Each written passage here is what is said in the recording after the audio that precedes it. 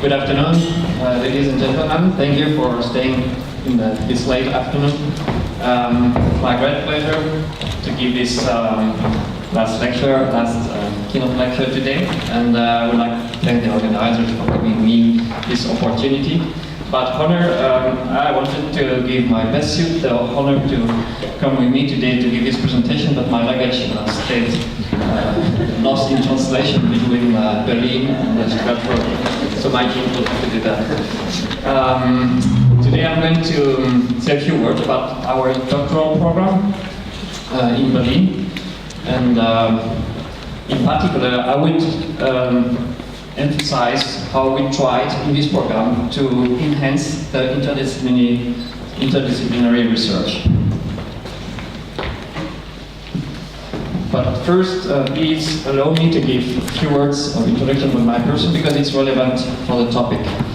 Indeed, I'm French, as maybe you have guessed from my accent or from my name, and I studied in France chemical engineering till June 90, but then I came to Germany to write my PhD at the Technical University of Berlin.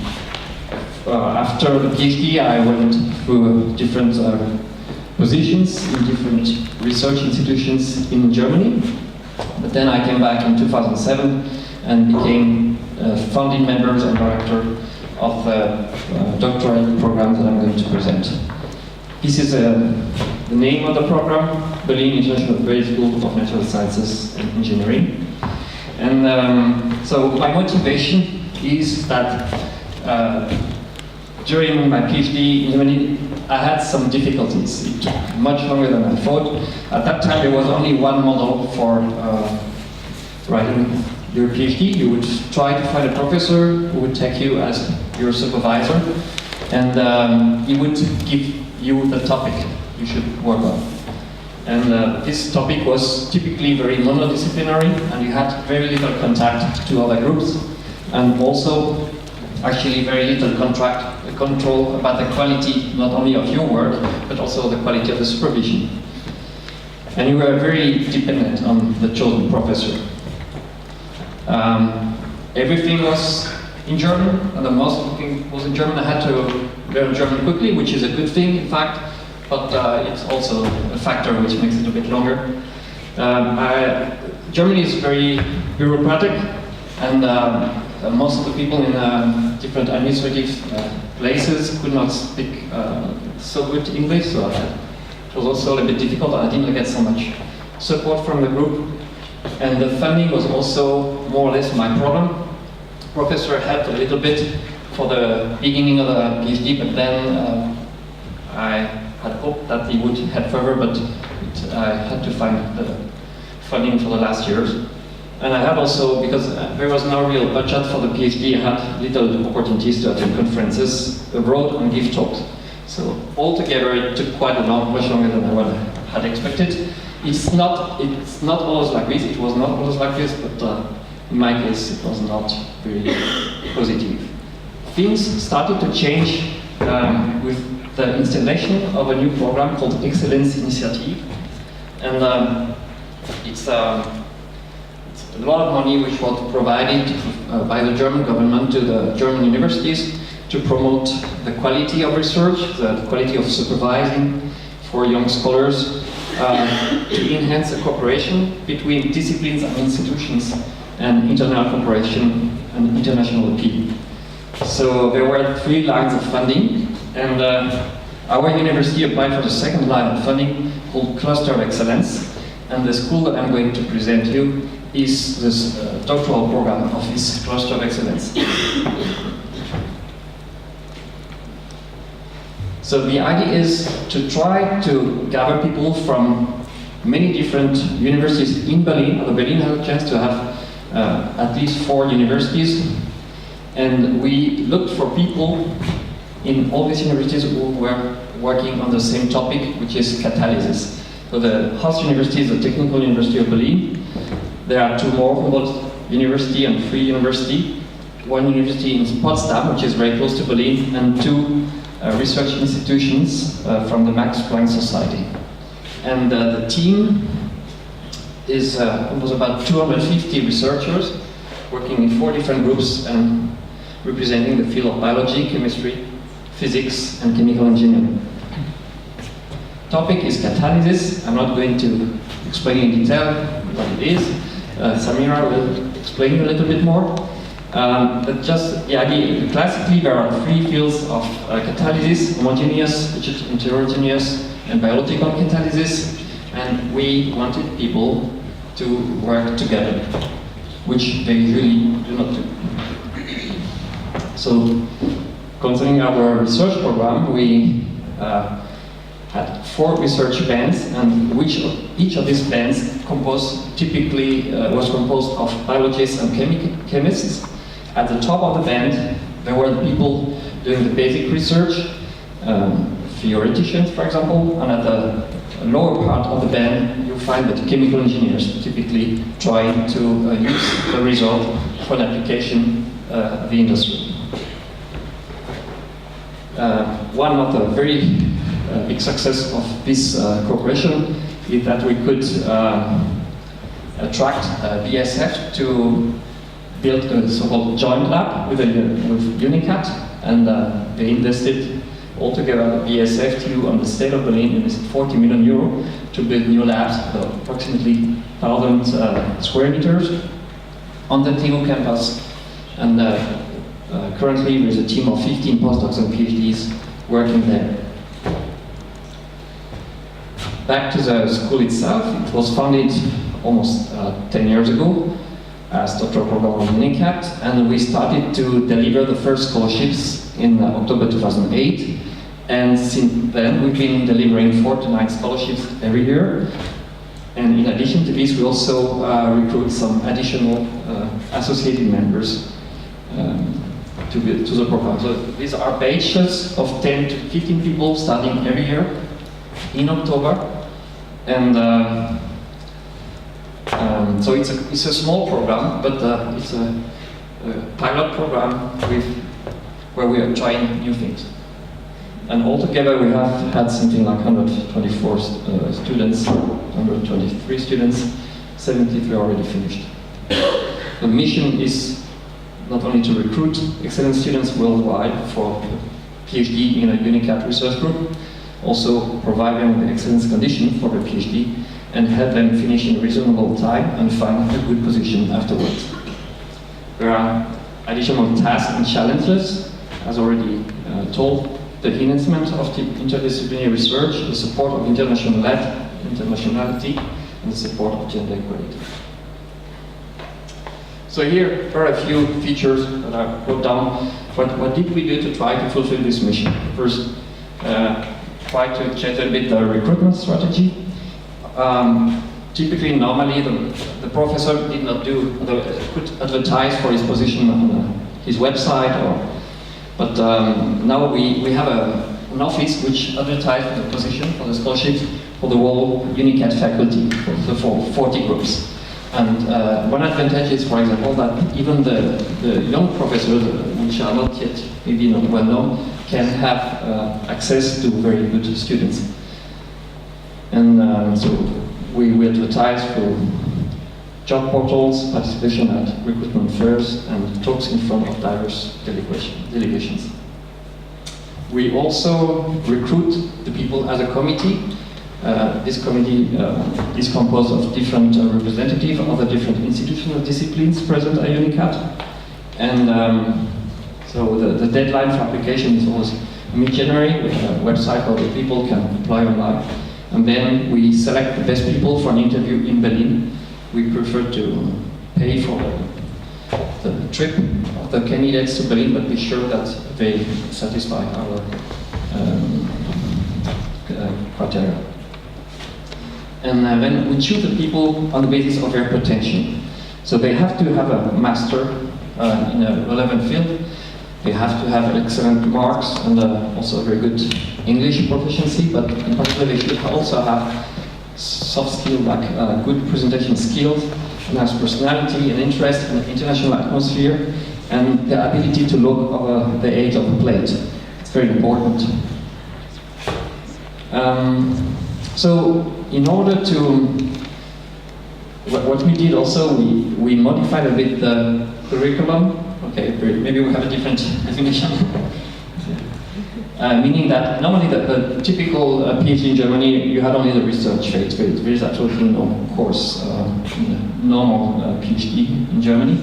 But we introduced kind of initial phase during the first 3.5 months, and it changed a lot. So what are, if you want to have a look at how our program is structured, we help the students a lot before they come to Berlin. We help them with a visa application, with a finding an accommodation, and then we have this initial phase, and that's what I'm going to present you now. So the aim of the initial phase is to have the people start as soon as possible.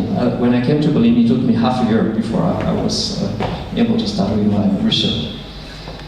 We give them an overview of all opportunities at the cluster, meaning they have some lectures given by professors or UNICAT about all the different aspects of catalysis, so that they can understand each other even if they come from different disciplines. And then we give them the opportunity to visit all the labs. We make an excursion every Friday, and it's very good because they can see which equipment, which staff, which location the different labs have. Because what I forgot to mention is that they have the opportunity, once they have the scholarship, to choose the supervisor. So it's a great advantage for people from abroad. We don't have to choose a supervisor from home after look at the internet pages. They come to Berlin, they have 2 months to decide who will be the next supervisor. And normally the PhD student has to try to attract the professor, but very often in this situation, the professor tries to seduce the student to come into his lab, because the student has a funding already. And we also ask them, if possible, to try to define a project between 2 different groups, if possible, 2 different groups from 2 different universities and 2 different disciplines, and to fill the gaps between in the middle of our research program. And we try to have them feel good in Berlin. The fact that they stay the first 3.5 months of a PhD in this little group of 10 to 15 people, it's a very international group, very people from different disciplines. They develop friendships, and these friendships stay for not only during the PhD, but also during the rest of their life. We have nice rooms where they can meet on the weekend, in the evening. They have access round the clock to meet in these locations. And we also organize a lot of activities, sport activities and social activities. We also try to make an effort concerning the supervision. I showed you already this graphic, so not only they can choose the professor where the group where they're going to write their PhD, but we ask them to have 2 supervisors. And then we also have a regular evaluation of the quality of the work. And I forgot to highlight this square here. There is not only a regular evaluation of the work progress in the group, but also in front of the UNICAT faculty and the BIG-NSE. This I already mentioned, encouragement interdisciplinary research. Sorry. So, because I mentioned it's through the careful choice of the PhD subject and the fact that they have 2 PhD supervisors. And for international students, we have, first, English is the language of BIG-NSE, everything is in English.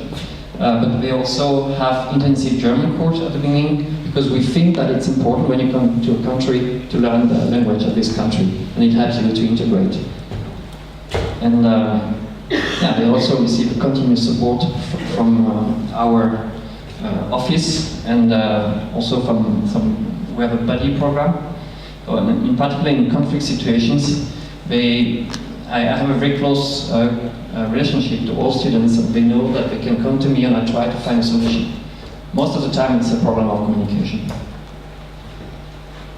Finally, we have a specific support for families. So if a student has a family, he gets extra money and extra time. And we also have a kindergarten at all universities, and this is a building of the BIG-NSE, and the building next to it is a kindergarten, so you can bring your child in the morning and go to the lab and come take it back later on. So what did it bring? What did we achieve during this first 10 years of existence? A few figures. So see, concerning the internationality, we all together we have like 67% of BIG-NSE which do not have a German origin, and more than 30 nations represented so far. Half of them are Europeans, and the other half is composed mainly from Asians, also South American, and 1% African. Gender balance is also quite high, considering that we also have a lot of engineers in our field, and there are many men among the engineers. Samira is an exception, let's say. 40% female just among the current students. And yeah, a few further numbers, although the PhD length is 4 years in average. It's maybe for UK it sounds a little bit long, but for Germany actually it's fairly short. The average, national average, around 5 as far as I know. And in Germany we give some grades for the PhD, and 92% of our students had an excellent or very good grade. As far as publication is concerned, our students had, in average, 5 publications per student. It's about 1.6 publications per year of PhD. And 42% of this publication resulted from a collaboration between different UNICAD groups. So it doesn't sound like much as we expect to raise this number even more. But you also have to consider that some of the 58% also include people who have collaboration with external groups. But still, I think there's still room for improvement. Concerning the job that our students have after the PhD, 2/3 go for a postdoc and then become group leader or go to the industry. 1/3 goes directly to the industry, and 10% publication, patenting, education. And to illustrate now how a PhD at the BIG-NSE can be, I will ask Samira to present herself.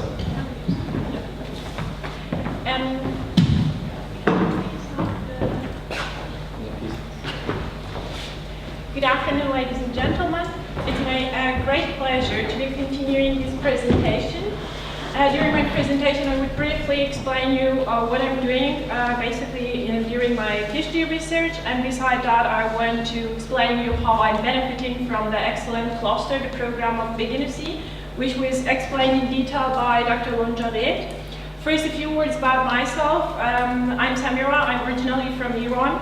I did my bachelor and master's studies in the most prestigious technical university there.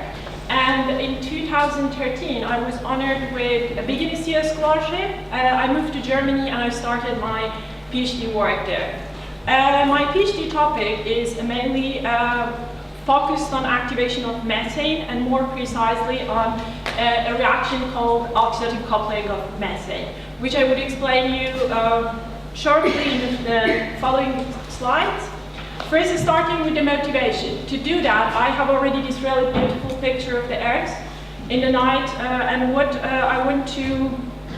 point that I want to draw your attention to are those points in the middle of the sea that we all know that no one is living there, but those are still lighted. And you may already ask yourself, okay, what are those for? And the answer is actually those are the flame of the flare stations in the oil extraction units. When they are extracting oil is normally mixed with natural gas. But from the economical point of view, it doesn't make sense to store and transport this gas. What they would do normally is burning natural gas, which is not only environmentally unfriendly, but also it's wasting money and energy. We all know that natural gas is mainly consisting of methane. And what we're trying to do is using this chemical compound and turning it to a valuable product, and at that condition, then it would worth it to transport. And what we are trying to do is that we are trying to use methane. I don't know. Yeah. the methane molecule, okay, I cannot work with the laser, methane molecules to form ethylene. But the question is if ethylene actually is an important component, and the answer is yes, definitely it is. It is the most important chemical component, or actually I would say that this is one of the components that is highly produced in the petrochemical industry. Its annual production last year exceeds 150 million tons because it's the building block for producing a vast range of chemicals, from anti-freezing solution to plastic bottles. But the fact is, or the problem is that you want to have methane molecules to go through coupling. But what is happening here is that you have an oxidizing agent, oxygen, and in the presence of oxygen, any kind of hydrocarbon would always tend to react further and produce carbon oxide components, which you don't want to have. What we're trying to do is suppressing the formation of carbon oxide components and encourage methane molecules for producing ethylene. And how we do it is by taking, or actually asking for the help of a catalyst. And I would explain you what is a catalyst. To me, in a simple way, catalyst is like an alcoholic drink. Why I'm saying that? Because I can compare the situation of my methane molecules in the reactor like two single persons who are sitting in a bar. They are really attracted to each other, but they are really shy. They don't dare to go to each other and talk to each other. What they may probably go for is going for an alcoholic drink, and it helps them to get rid of the shyness, and then hopefully they would go and chat with each other. And this is exactly the case that I wish for my methane molecules. I would use a catalyst to encourage them to go to each other instead of being seduced by oxygen molecules. But our ambition is actually something more. We want to run our really great business. We want to take actually benefit from this reaction. We want to run our successful pub. And how we do it with the team working, and how this team working works. Actually, we need some people who would synthesize the catalyst, like people who would produce a really high quality beer, alcoholic drinks. And beside that, we need some people who would construct the building, which are the engineers who would design the reactor and build it. Exactly like the security checking that you need for a pub, you also need process engineers, because exactly like a pub where you need the security who would check who is entering, because it would help you to earn more money if you let the good people to enter. For the process engineers, it's the same. They control what kind of components are allowed to enter the reactor. And beside that, we need also some theoretical people who would analyze the situation and would provide us with some feedbacks at which condition we have to be working, exactly like a person who would do market analysis for a person who is running a pub. So who are this team? I personally, I'm working in the engineering part, reactor designing and process optimization. But the people from Professor Thomas and Professor Gollo in TU Berlin, they are responsible for synthesizing the catalyst that we, as the engineers in the group of Professor Schomaker and Frank Rosolski, would accept them, and then we would test the catalyst. We would analyze it from the kinetic point of view in detail. We come up with the best and most compatible reaction condition and the best reactor which is suitable for running the reaction. After that, we would provide our information to theoretical people from a group of Professor Zauer, not because we want to keep our good relation with politicians through having collaboration with the husband of Ms. Merkel, Professor Zauer, rather because he's a really great scientist and he can provide us with really good feedbacks, great feedbacks. He would always tell us in which perspectives we have to look more carefully, in which parts our data is completely true, and through this collaboration, what we have achieved so far. I would just mention some of those most important achievements that we have had. So far, we have achieved to synthesize one of the best catalysts so far reported in the literature for running this reaction. We have great knowledge about the reaction, how it's taking place on the surface of our catalyst. And based on those results, we could successfully modify the reactor construction. We introduced and suggested a new concept for running the reaction, which helped us to improve the performance. of OCM, this oxidative coupling reaction, and help us to just go one step forward toward industrializing this reaction. But what this collaboration, or actually team working, what was the benefit of this team working for me as an individual in this excellent cluster? I can mention some of those. One of the great results was that I have already 3 published papers, 2 manuscripts which are completely finished, ready to be submitted, and 2 manuscripts which are under preparation, so I didn't include them. And beside that, I was honored with the Prize of Innovation from the German gas industry last year. And all of those could never come true if we were just an individual who was working in just one area and had just a contact with just one person. And the other important thing that I can mention is that, as JP mentioned, we are a group of people from different research fields. I'm an engineer. There are many chemists who are working there. And for instance, as an example, in this photo you see around 13 people from my batch. 2 of us were engineers working in the same field. 2 others were also working in the same field but chemists. And the good and the most important achievement for me myself is that now after 3 years, I understand the chemist, which was at the beginning for me something quite, unbelievable great. Because whenever they were talking, I couldn't understand them. First I was questioning my language ability, but after a while I understood that no, that's just the perspective, that you just look at the problems. And now that's great. We can negotiate, we can just exchange ideas, we can improve ourselves. And with that, I'm at the end of the talk. I would really thank you for your kind attention.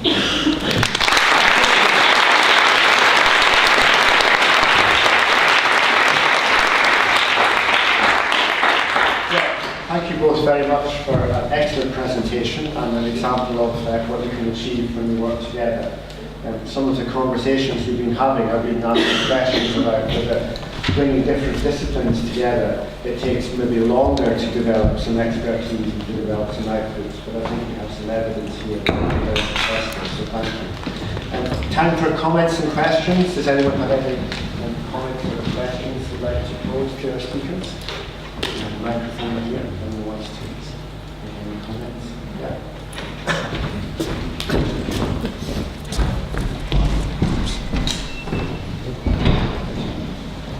Thank you both for an excellent presentation. There are lots of interesting things I could pick up on. I'm interested in your experience of recruitment. I'm wondering if you can reflect on the difference with this initiative. So it seems like you've got quite an active recruitment program. You're really going out there and you're investing a lot in it. I'm just wondering if you have any reflections on the kinds of candidates and the kinds of outcomes. So what are the outcomes from having a different recruitment process like that? I'm not quite sure if I understood the equipment.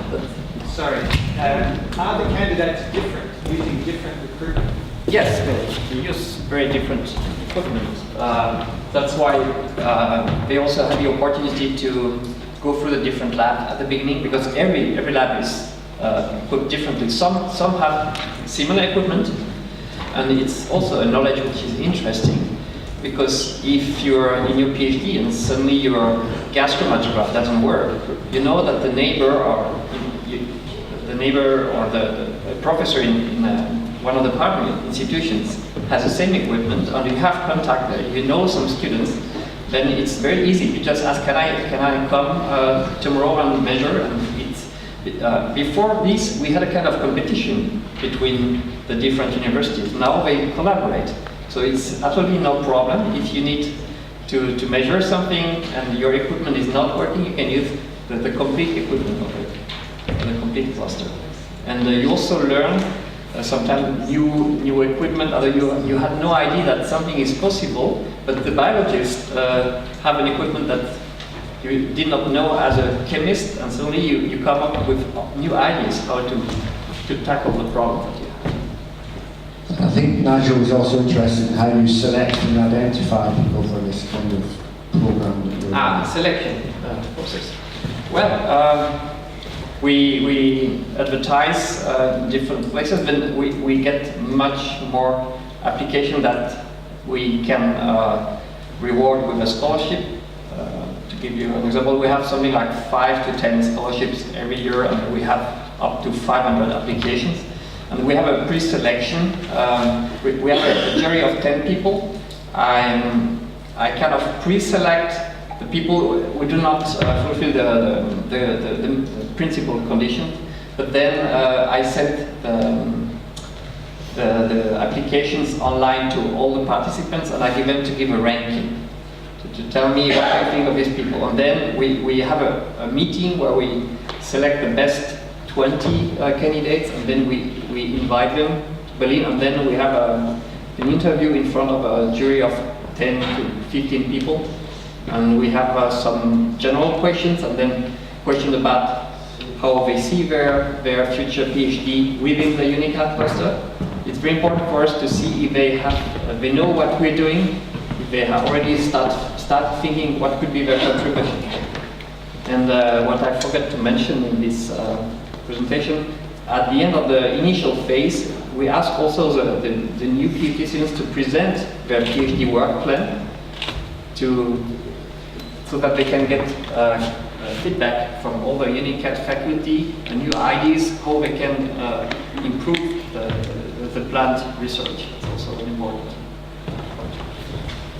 I hope that's for your question. Thank you. Thank you both. That was really, really interesting. And personally, I can't see why every university everywhere doesn't want to take up this model, because it seems to be technically very successful, but also, as far as the graduates are concerned, it's everything with all kinds of different qualities, as we were speaking about earlier. So I have sort of 3 questions really. First is, have you had a lot of interest from other universities wanting to adopt this model? The second question is, would it be possible without a large chunk of funding similar to the one you've had? And third, do you think this is, you could translate this model to other disciplines? I hope those are fair questions, but it was really fascinating. Thank you.